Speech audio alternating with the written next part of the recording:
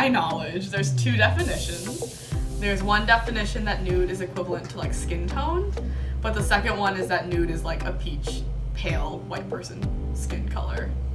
I would say that it's usually kind of like a beige, nudish color. It is the color of skin. So it's just any sort of skin tone. I would define the color nude as existing without any shade or tone of color. I define like a nude as like almost like a tan beigey kind of color. Like when you're like, it depends on like what you're looking at. So if you look at like an eyeshadow, like a basic transition nude would be like a cool tone brown to like a natural brown, I guess. What we call natural nude, which is like that kind of tanny beigey color.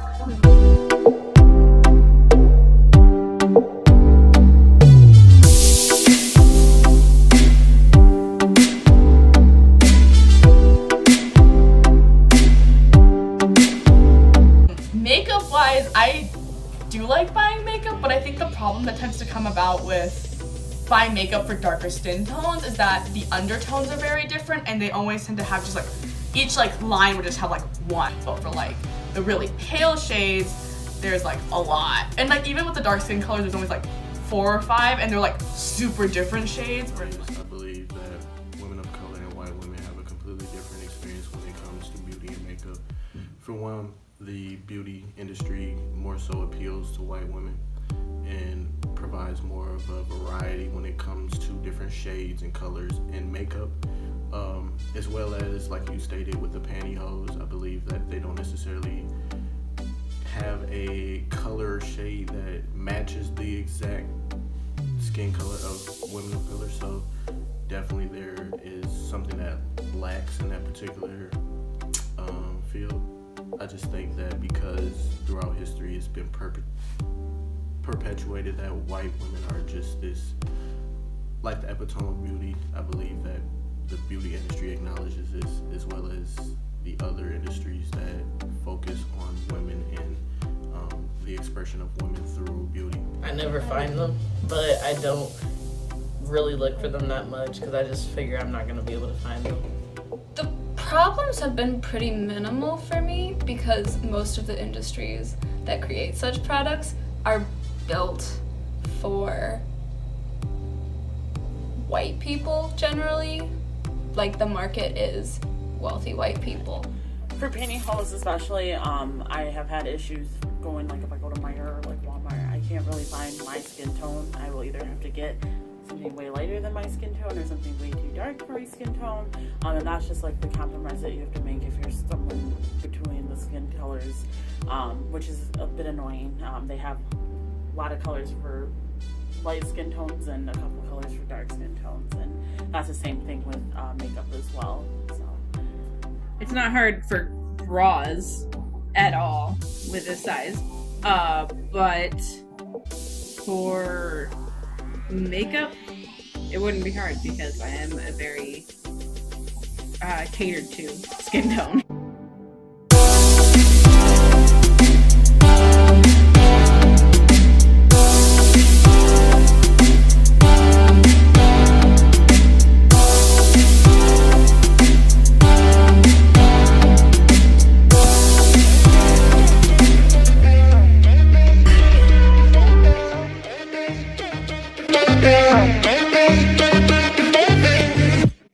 How much I spend on makeup on average? It depends on what I buy, because sometimes I'll buy drugstore, which is cheap, but works perfectly fine depending on what you're looking for. And then sometimes I'll buy like expensive-ish products, sometimes cheap still. $50. I mean, they might have, I really don't buy a lot of makeup, so I've only bought like 2 foundations in my whole life. Can buy stuff at Walmart and Meijer, but I prefer going to Sephora or Ulta. Yeah, why is that? Better quality because the makeup is easier to stick on. It's easier to, you can get stuff to take it off, and it really just has a better kind of variety.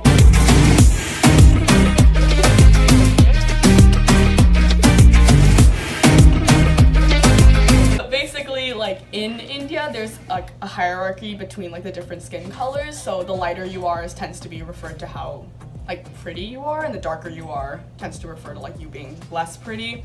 So there's this company called Fair and Lovely, and they're a skin bleaching cream. And so a lot of their commercials refer to like this girl who's kind of like not even that dark skinned, probably like my skin color, and then she'll like be really sad, and then she'll use the cream and she'll have like really light skin, and then she'll be really happy because now people like her all of a sudden.